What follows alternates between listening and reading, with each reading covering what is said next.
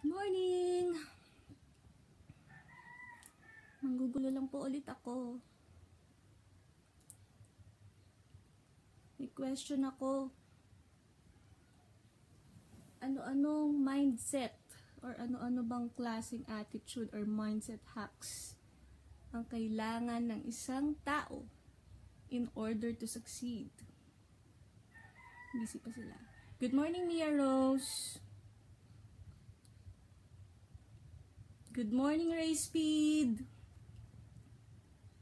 Good morning, Joshua, Ivan Sarmiento. Good morning sa inyo. Gusto ko lang magtanong, no? Kung ano-ano bang klaseng attitude or mindset hacks ang kailangan ng isang tao in order to succeed. Sino yun good morning? Good morning, Janry Rosquilio. Good morning, Jerry. Ay, si Kuya JR pala yun. Good morning, Arnie. Hindi ko alam kung... Arnie, good morning. Good morning. Anyway, sa mga hindi pala nakakilala sa akin, no? I'm Alisa A. Presno. Okay. Dating nurse, no? Sa hospital. Ngayon, full-time mom. Tapos, nasa house na lang ako ngayon. Full-time mom.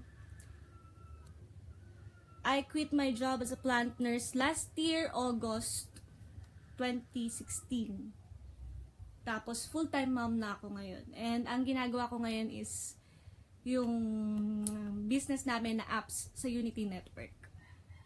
Okay. Good morning pala sa inyo. Nag-breakfast na ba kayo? Magla-lunch na rin maya-mayang konti. So, ayan. Good morning. Good morning, Jessie Miley.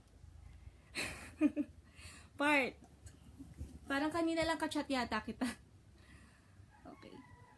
Let's start, no? Kayo, alam niyo ba kung ano-anong klaseng mindset dapat? Kung ano yung dapat meron tayo in order to succeed? Tingnan muna natin kung ano yung alam nyo na kailangan dapat ng isang entrepreneur in order to succeed sa isang business or kahit sa anong klaseng bagay na ginagawa nyo. Kahit sa school man yan, sa work, sa career nyo. Anong klaseng mindset, anong klaseng mga attitude yung dapat tinataglay-taglay nyo para maging successful kayo sa ginagawa nyo? Ano kaya yan? Sige nga, magbigay kayo kahit isa-isa, sige. Good morning po, Miss Rebecca Rabino. Okay.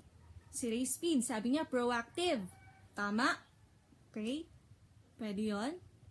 Focus sa business and goals. Tama rin yan. Kasi, no, kailangan ang laging focus mo is yung end results na gusto mong makuha. Good morning, sis.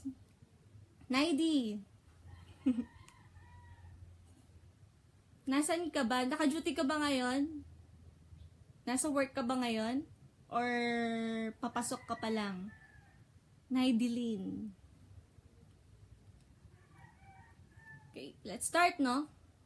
Kasi pag isa kang entrepreneur, no?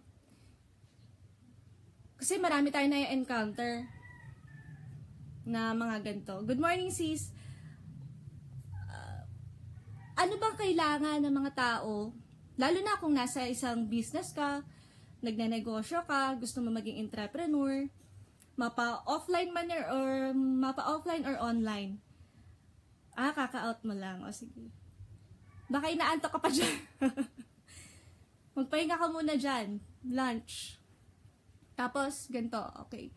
Sa mga businesses, no, mapa-offline or online, meron tayong mga may encounter na iba-ibang klaseng tao.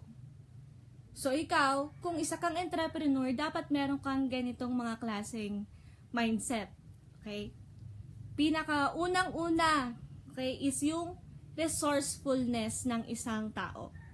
Bakit? Ba't kaya kailangan na maging resourceful? Lalo na kung pumapasok ka sa world ng business, no? Sa business world, pagiging entrepreneur. Bakit? Okay. Kasi, sa isang, kung hindi ka resourceful, like, for example, sa atin, kapag entrepreneur ka, wala kang, hindi bagay sa'yo yung marami kang excuses. Halimbawa, sa atin, kasi online business ang meron tayo, no? So, meron tayong mga may encounter dyan, mga nagtatanong sa atin ng, ma'am, kasi binigyan natin ng link, no? Ma'am, free data lang po ako. Paano po yun? No? Tanong nila, laging ganyan. Free data lang po ako, wala po ako. Tapos, iba naman, paano po yun? Wala akong internet sa bahay. Diba? Ang isang ano dyan, di maging resourceful ka. Kung wala kang internet, magpa-load ka. Kung cellphone ang gamit mo, magpa-load ka. Okay? Mag-unli ka, kahit for one day, mag-unli surf ka, ganyan. Or kaya naman, merong mga means, no? Pwede kang magpunta sa computer shop. Marami nag-o-offer ng PisoNet ngayon sa mga computer shop, right? Tapos, yung iba naman, kasi, di ba, may mga nagsasabi, wala akong internet sa bahay. Ang sagot dyan, di mag-internet shop ka. Wala daw siyang laptop. Pwede naman mai-open yung link gamit yung cellphone or tablet natin. Tapos, yung iba naman, since nalaman nila yung worth ng investment, no? Sasabihin nila, wala naman akong pang-invest, may capital pala. Anong sagot doon? Wala naman akong pang-invest, mahal pala yan. Halos 3,000 pala yan, yung mga ganyan. Anong sagot doon? Okay. Di mangutang ka. Pwede. Di ba? Mangutang ka. Yung cellphone mo nga na binibili mo na worth mga 30 plus, above, nagagawan mo ng paraan para mairaos na makabili ka ng cellphone na mamahalin no? What more pa yung gusto mo yung para sa future mo? Bakit hindi mo magawa ng paraan? Di ba? May point ba ako doon or wala? Yung maging resourceful ka. Diba? Maraming paraan Tama, diba? Wala naman libre sa mundo. Tsaka kung gusto mo talaga, meron paraan. Tama. Kasi diba, yung sinasabi nga na, yung saying nga na, kapag gusto mo, no, maraming paraan para magawa mo yun. Pero kung talagang ayaw mo, ang dami-dami mo din dahilan. As an entrepreneur, no, wala ka, dapat i-give up mo yung excuses mo sa buhay. Okay? I-give up mo yun. Tapos, yung iba naman, since nga online negosyo yung meron tayo, ang sasabihin nila, naku, wala naman ako alam sa computer. Anong sagot doon? Di aralin mo. Okay? Lahat naman tayo, kahit anong klase, no, ng bagay na sinisimulan natin gawin, is inaaral muna natin talaga siya. Diba? Tapos, tawag dito, especially sa business natin, talagang meron, no? Meron tayong training muna, tsaka coaching. Ang ganda nga kasi meron tayong one-on-one coaching pa. Okay. So, pinaka number one ng mindset ng isang entrepreneur is maging resourceful ka. Resourcefulness, no? And then, second one naman, dapat always willing to learn ka. In other words, maging coachable ka. Bakit? Kasi 'di ba, ikaw, alam mo ba yung mga hindi mo pa alam? No? Ikaw, tanungin kita, alam mo na ba yung mga hindi mo pa alam? 'Di ba, karaniwan naman hindi natin alam na, ay, hindi ko pa pala alam tong ganito. Kasi may mga tao na ganito yung mga AKNY, no? AKNY. Yun yung mga tao na, ay, alam ko na yan. Yan yung mga tao na parang antitigas ng ulo. Okay? Porket mas bata sa kanila yung nagtuturo sa kanila. Porket, tawag dito, mas matanda sila kaysa sa'yo, no? Parang ang dating sa kanila is parang nai-intimidate sila na hindi na sila willing to listen to you. Wala na silang, tawag dito, ayaw nilang makinig sa'yo kasi feeling nila, mas matanda ako sa'yo, ginaganyan mo ko, tinuturuan mo ko. Alam ko naman na yan. Hindi lahat ng bagay is alam na natin. And along the way, magugulat ka, malalaman mo, ay, ito palang bagay na to, may isa palang bagay or ilang bagay na hindi ko pa alam na kailangan pala maging open ako dun sa mga new learnings na pwede ko pang ma-absorb, pwede ko pang matutunan. Kasi meron akong alam na hindi ko alam.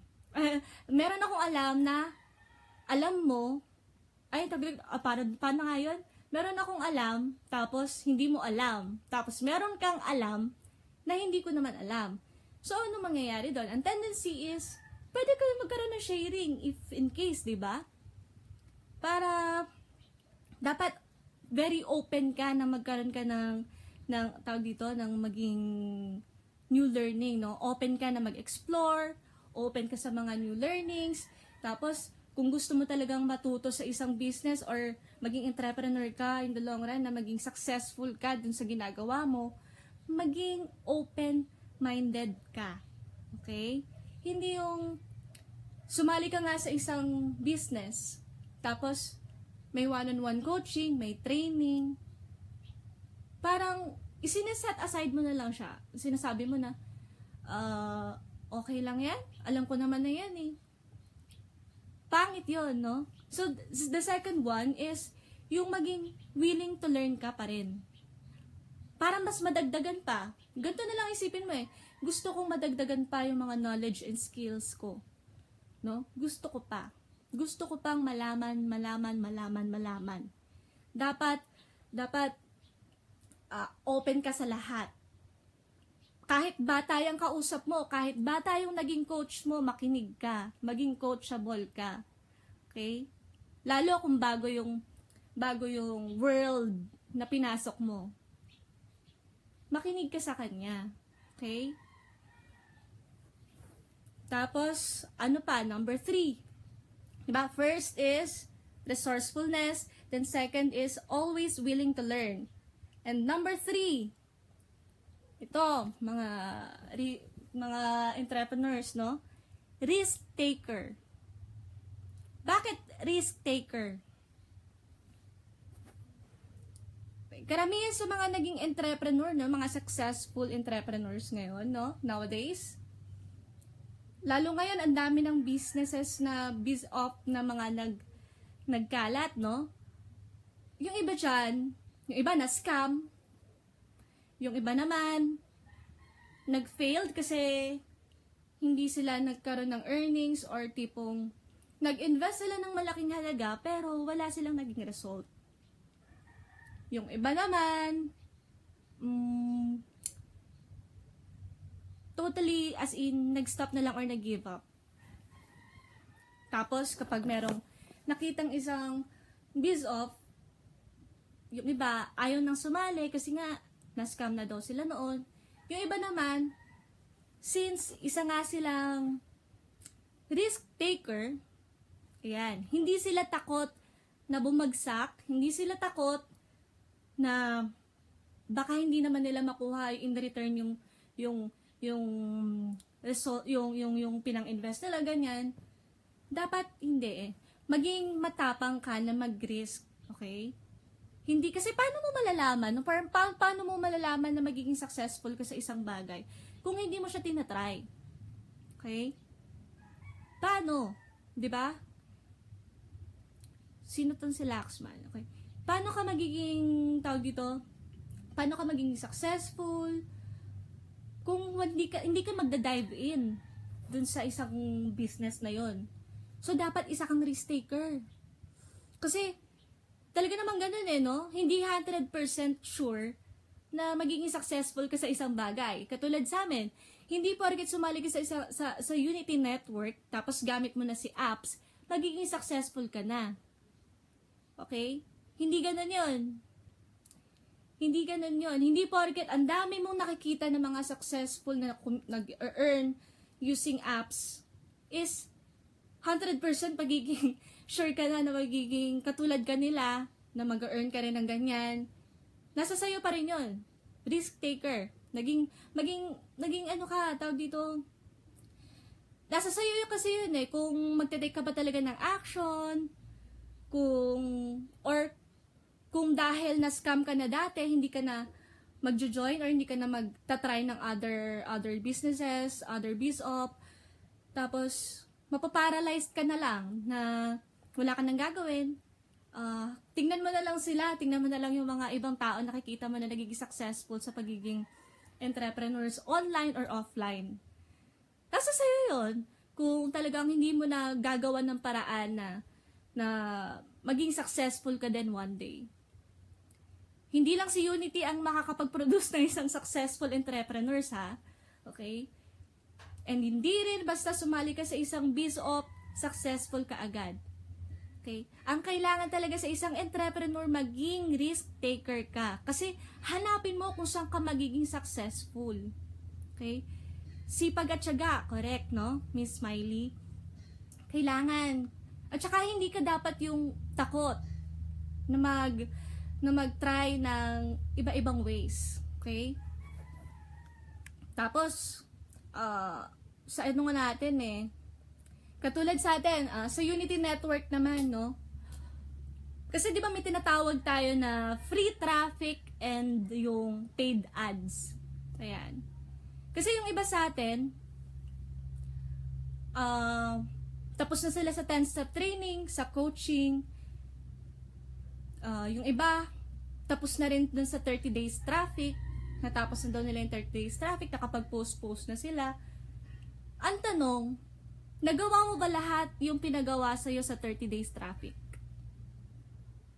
May I ask, nagawa mo ba lahat yung pinapagawa sa'yo sa 30 days traffic?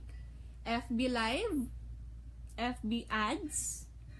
Live events? Ano pa? Marami yon. Maraming klaseng marketing strategy na nandoon. Okay?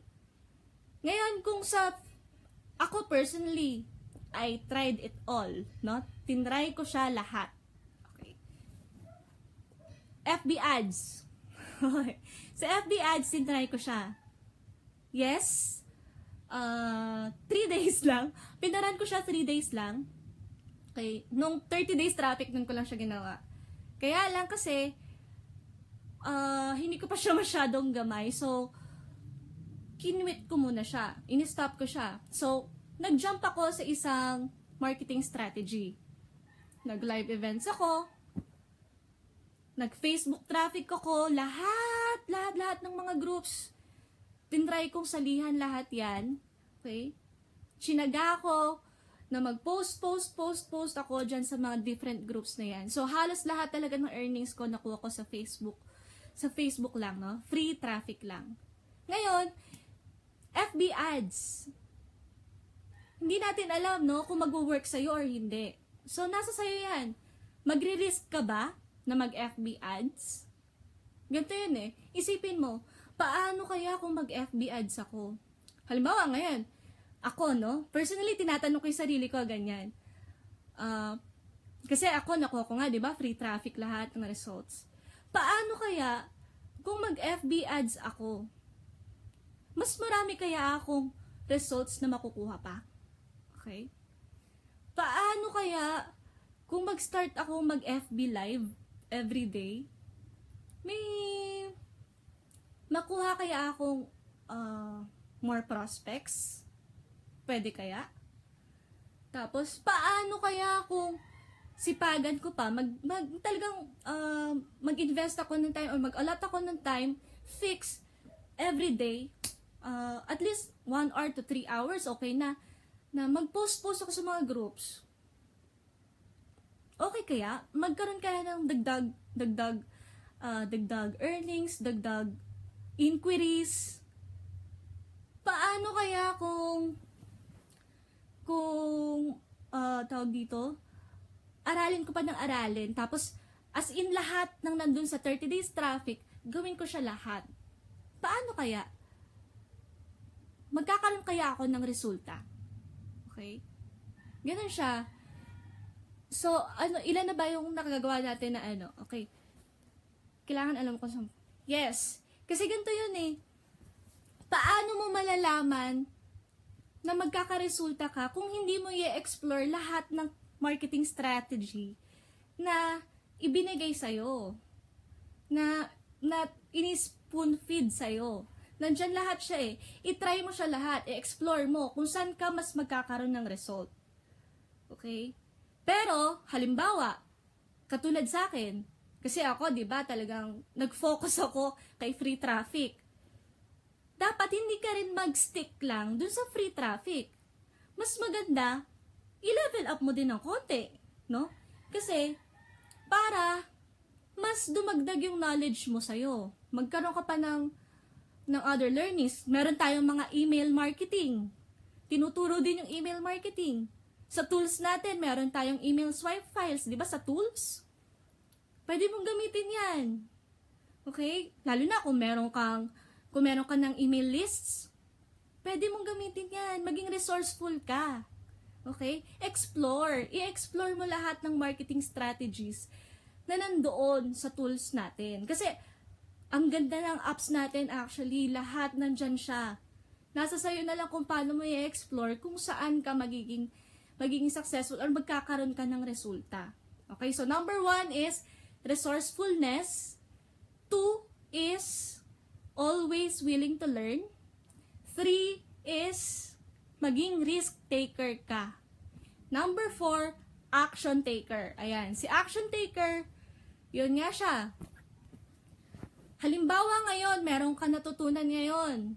Or kaya katulad nung sa mga previous live webinars natin, no? Yung mga replays na napanood mo.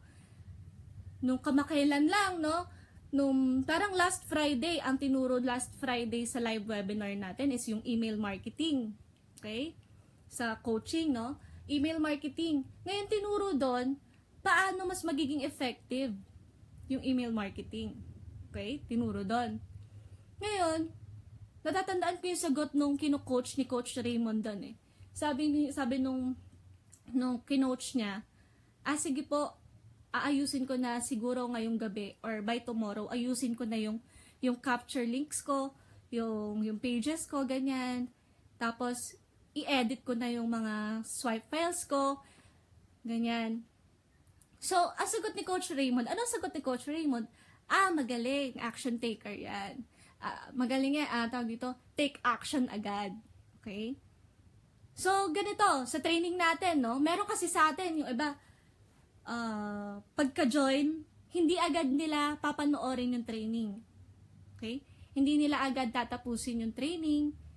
Kasi, sabihin nila, let's say na, sige, okay yan, acceptable yun kasi may work ka. Pero, pwede ka naman makapaglaan ng at least 1 hour to 3 hours no, after ng work mo. Tapusin mo na agad yung training. Tapos, kung ano yung nakuha mo doon, no, sa learnings na nandun sa step 1 to 3, o kaya, di ba meron tayo yung yung mga groups, di ba may One Dream Team, may online ang tawag dito, Dominators Club. Alam ko, meron yung mga files, no, may mga naka-pinned post dyan. Tapos, nandun yung mga live webinars, mga replays. Panoorin mo yung mga yan, tapos, i-apply mo sa'yo agad. Nasa sa'yo kasi yun kung paano mo iti-take action agad siya. Kung paanong gagawin mo. Halimbawa, ngayon, natutunan mo, ganito pala, ganyan pala. Tapos, naisipan mo, sige nga, i-edit ko na siya. Katulad nung sa Friday, no? Sabi nung ikinu-coach nga ni Coach Raymond, sige, i-edit ko na siya ngayong gabi or by tomorrow. Agad-agad yung action niya, no? Agad-agad. Kasi, kung hindi ka magte-take action ngayon, kailan ka magte-take action? Okay? Kailan? Hello, Rachel! Hello, sis! Nakahabol ka pa, Good morning po, Sir Benny! Okay. Kasi ano yun sa atin, no? Lalo na sa atin, implementation is the name of the game. No? Kung paano mo agad i-implement lahat ng mga na-absorb mong knowledge. Implementation is the name of the game. Okay? Tapos, since ang natin is yung makuha natin yung website clicks, no? Makakuha tayong website clicks. Bakit? Kasi, it's a number game. The more na marami ka nakukuha ang website clicks, the more na mas higher yung chances na magkaroon ka ng earnings and results. Kaya nga, the more na mas masipag ka, the more na mas matyaga kang mag-take action, the more na mas mataas yung potential na magkaroon ka ng earnings. Baka naman kasi ang ginawa mo, nag-post ka nga, ilan lang, tapos na. Tapos by tomorrow, hindi ka nag-post, wala kang kahit anong contents na share. Ano magiging result nun? 'Di ba? Parang na-stop agad doon, na-stop. So, yung parang binibuild mo na rapport dun sa mga nakakakita na ng mga post mo, instead na magtuloy-tuloy yung rapport nyo, dalawa, ng mga tao, ng mga prospects na nakakita ng post mo, nag-stop na lang siya, na-stuck siya. Kasi, putol-putol yung pagiging mo, hindi siya yung pattern na everyday, continuous yung pag-take action mo, pagpo-post mo. Mas maganda, lalo na sa business natin, is everyday, nagte-take action ka, nagpo-post ka ng contents, mag-share ka ng vlog. Yung vlog nga, kung hindi ka marunong pang mag-vlog, that's okay, kasi meron tayo i-share na vlog na nasa loob ni apps. Okay? Nandyan na siya, free. Na hindi na ikaw ang magta-type, hindi na ikaw ang magsusulat. Mas maganda lang, syempre, kung kaya mo na din mag-create ng sarili mong vlog. Diba? Tapos, okay, pang 4 yun, no?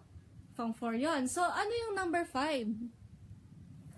Ano yung number 5? Sino makakahuli na number 5? Number 1 is resourcefulness. Second is always willing to learn. Third is risk taker. Number 4 is action taker naman. And number 5, sino makakahula ng number 5? Wala ba? Sagutin ko na. Sige, yung number 5 na kailangan ng isang entrepreneur, yung strong self-belief. Strong self-belief. Bakit kailangan mo ng strong self-belief? Sige, sagutin nyo. Bakit kailangan nyo ng strong self-belief? Bakit kailangan may tiwala ka sa sarili mo? Para maging successful ka dyan sa ginagawa mong business. Ano yun? Ano yun? Bakit? Para saan siya? Sige nga. Good morning, Miss Sarah Jane. Good morning, Miss Annabelle Gigantoni. Nagberta, sorry po kung nami-mispronounce ko yung name niyo.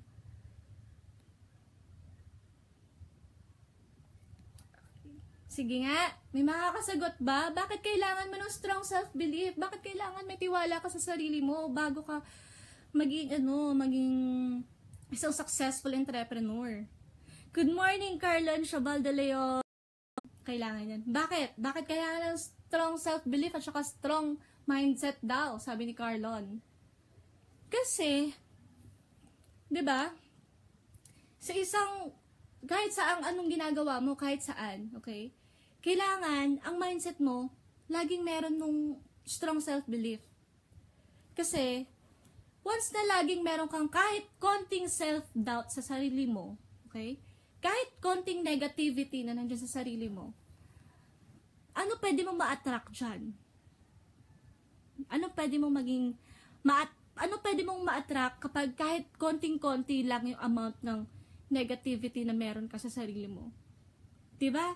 Negative vibes din. Yung feeling nagiging down ka, nagsa-self-pity ka, tapos makikita mo yung iba, sasabihin mo, bakit sila? Same system lang naman kami nang ginagamit. Bakit sila nakaka-earn sila na ng ganung kadaming earnings? Bakit sila ganun? Bakit ako naman nagte-take action din ako? Bakit hindi ko pa nakukuha yun? So parang ang lumalabas kapag may doubt ka, laging nandyan yung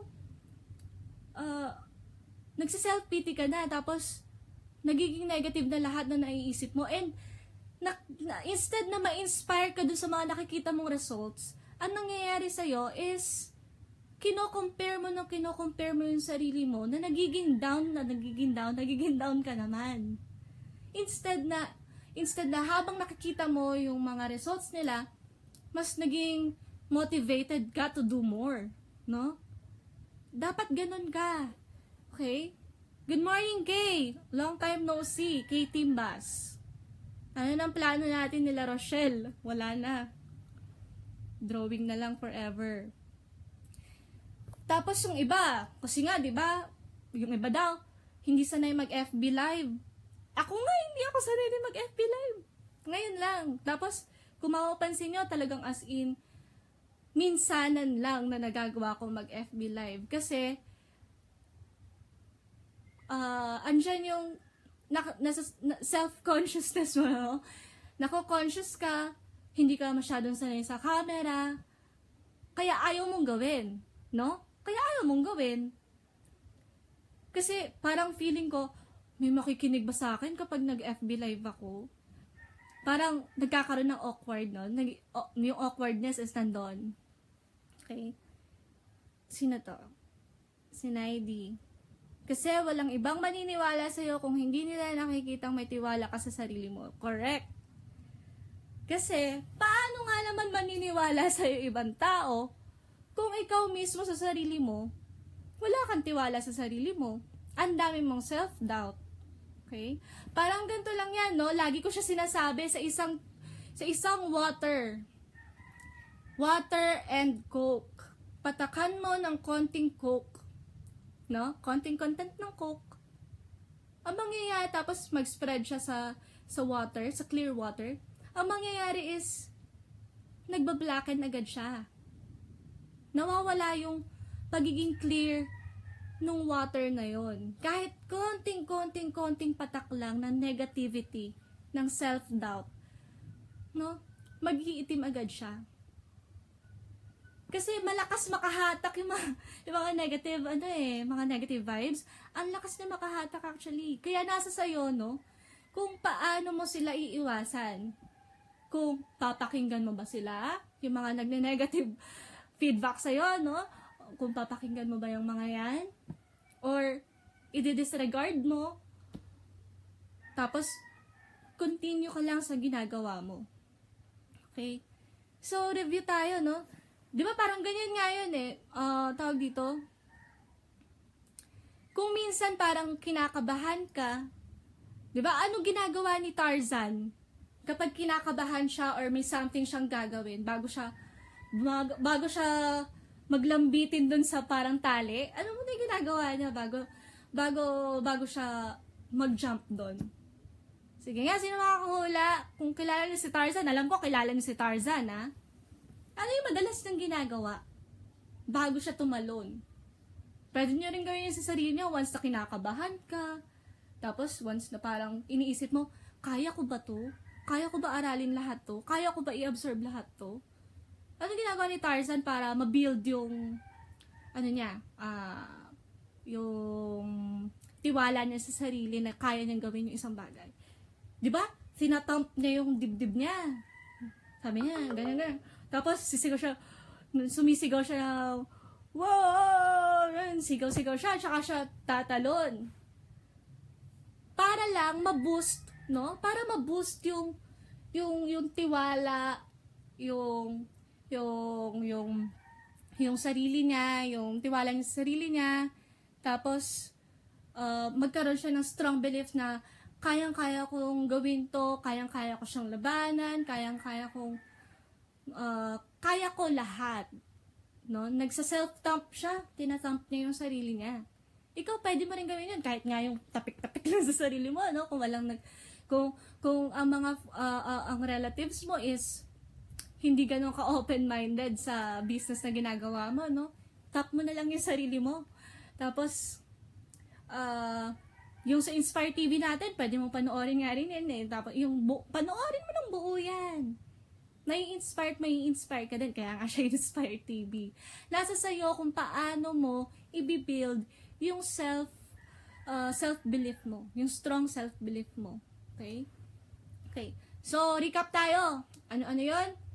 Sa isang entrepreneur, sa isang taong gustong maging successful sa buhay, kahit anong klaseng ano pa yung ginagawa mo, first is dapat maging resourceful ka. Meron kang resourcefulness sa buhay. Kung wala kang internet sa bahay, magpunta ka sa computer shop. Mahina signal sa bahay, magpunta ka sa computer shop. That's okay.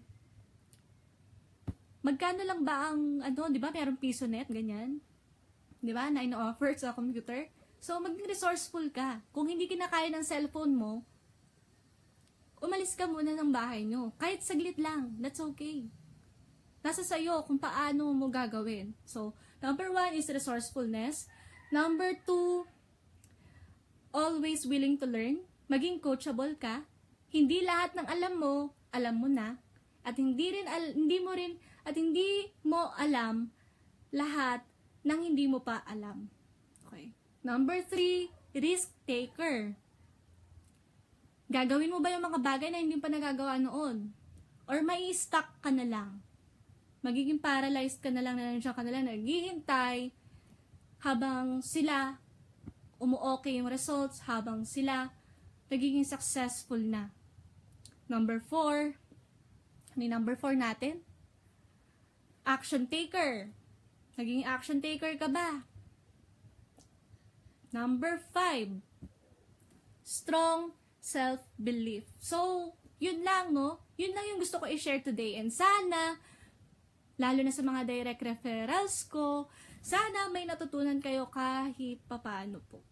Okay? And sana, and alam ko naman, sooner or later, no, magkakaroon na rin kayo ng results. Tulad ng sa akin.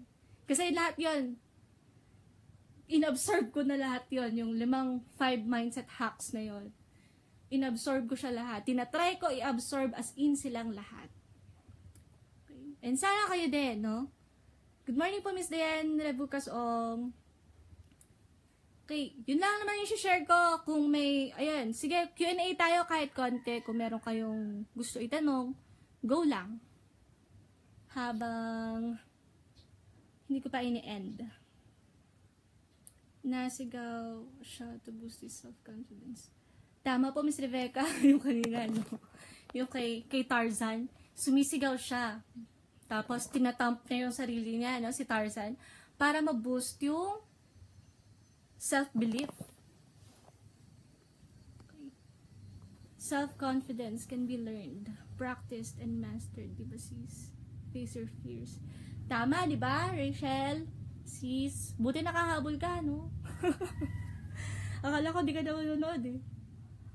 Uminit bigla sa kwarto, ah. Okay. Hello, sis Maricar! Good morning! Thank you. Thank you for watching. Thank you for watching, guys. Kung wala na kayong question, may question ba or wala? I-end ko na kung wala. And sana, no? May natutunan kayo kahit paano yung 5 mindset hacks na kailangan ng isang entrepreneur, no? Dapat meron kayo niyan. So, yan.